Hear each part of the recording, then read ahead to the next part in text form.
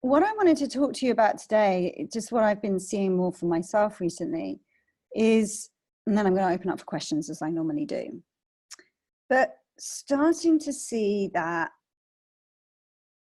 the teaching, the three principles, and some of you who've been looking at kind of more non-duality stuff with me as well, but the three principles that we're looking at primarily in this little piece of mind programs, what they are pointing to so beautifully.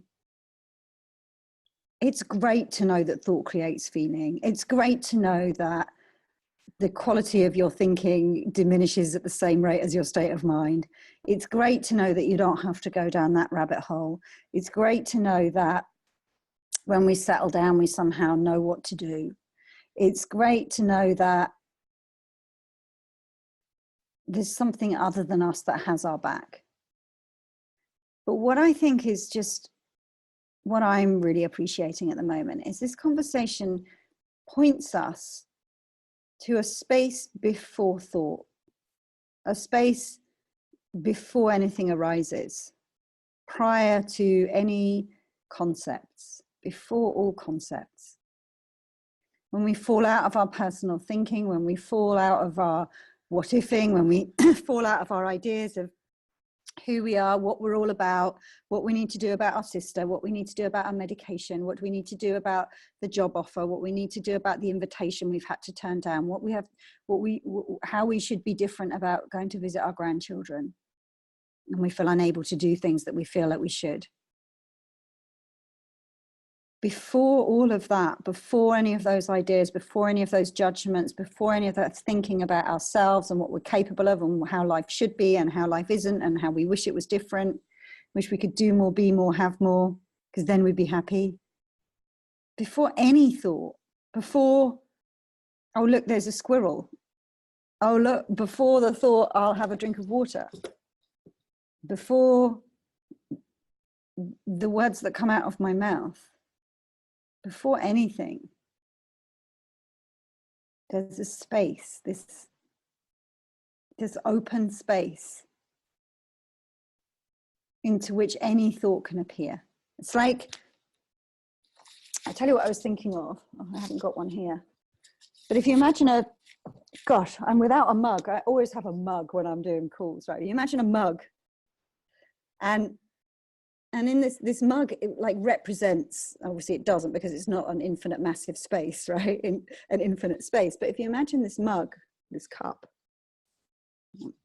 this cup, and this cup can hold tea, coffee, wine, beer, vodka, water, Coca-Cola, lemonade, fizzy Czech apple juice. I'm looking for inspiration around my room. Doesn't alter the cup. The cup is constant no matter what. It's the thing that never changes. And it can handle and hold any flavor liquid, any color liquid, any temperature liquid, any sparkling or still. All of it is welcome in the cup. And what happens is we get so distracted with trying to like kind of get involved with what's in the cup. We think that, well, I can't handle what's in the cup today. And actually, we forget that we're the cup and not what's inside of it. Now, as you're going through the 12-week program, as you're going through the 6-week program, as you're looking deeper into this, the nature of who we really are, this is the yellow thing in video 1, right? This is what we're going to keep pointing you to. Those of you who are on the last week, about to get the last few modules of week 6 on Friday, which are the most controversial in the whole program, and I look forward to seeing your comments on them. But all we've been pointing to the whole way through, if you went right back to week 1 video and listened to them all again, what you'll hear me pointing to is the cup, the cup, the cup, the cup, the cup. It's what I'm hearing coming out of the mouths of every single teacher I'm listening to at the moment. It's all I'm hearing Michael Neal talk about on Super Coach Academy for the week. It's all I'm hearing all of the teachers, all of the books that I read and all of the stuff that I look at in this area is all pointing to the cup, the cup, the cup. And there's something about seeing this infinite space into which everything else comes, that, and seeing the peace that's there before all of it comes, and seeing really what I want you point you guys to today is that the cup is untainted, unconcerned, undisturbed, unstained, unscratched by anything that appears within it. And when we start to look to that space, if we start to fall into the space before all concepts, when we fall out of personal thinking, and we do it over and over and over again. We do it every night when we go to sleep. We do it every time somebody says, "Oi, look over here." We drop all our personal thinking and we look. It might feel that you get caught up in thought and you can't escape your constant noise of thought in your head. But actually, I promise you, if one of your children screamed in the other room, you'd drop all thinking in that moment, and your attention would be elsewhere, and every single thought you had in that moment would fall away. There's a space before thought. And what we so often do is we try and use our thinking, our intellect, our thinking to try and solve the problem of anxiety. We're trying to solve thinking with thinking, right? Trying to figure it out, trying to distract ourselves from it. And I'm going to come to the distraction things. It's a great question that was raised in the Facebook group. We try and figure out, well, what should I do about these two decisions in front of me? What should I do about whether or not to go here? But I feel really bad about this situation, but I'm feeling really guilty about this. What shall I do about it?